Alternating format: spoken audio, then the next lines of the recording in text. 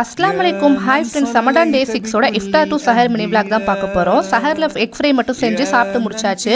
Next எனக்கு brownie, அதுக்கப்புறமா black forest cake order இருந்துச்சு. ரெண்டுமே தொழுது முடிச்சுட்டு காலையிலே ரெடி பண்ணி வச்சுட்டேன். நெக்ஸ்ட் ஈவினிங்காக அந்த பிளாக் ஃபாரஸ்ட் கேக், ப்ரௌனி எல்லாத்தையுமே டெலிவரி பண்ணியாச்சு. இன்னைக்கு இஃப்தாருக்கு சாக்லேட் மில்க் ஷேக் ரெசிபி யூடியூப்ல பார்த்துருந்தேன். அதை தான் ட்ரை பண்ணியிருந்தேன்.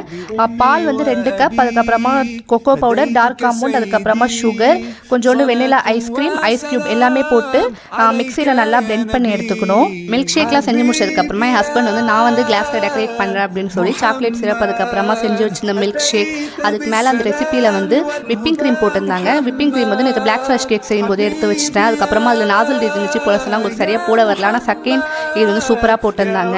மில்க் ஷேக் ரெடி ஆயிடுச்சு. நெக்ஸ்ட்டு வழக்கம் போல் நோம்பு கஞ்சி, அதுக்கப்புறமா என் ஃபாதர் இன்லா சம்சா, வடை, பஜ்ஜி எல்லாமே வாங்கிட்டு வந்திருந்தாங்க. அப்புறம் வீட்டில் எக்ஸ்ட்ரா நன்னாரி சர்பத்து போட்டோம். இதெல்லாம் வச்சு தான் இன்னைக்கு இஃப்தார் நோம்பு திறந்தோம். இந்த பார்ட் நெக்ஸ்ட் வாக்கில் பார்க்கலாம். அஸ்ஸலாமு அலைக்கும்.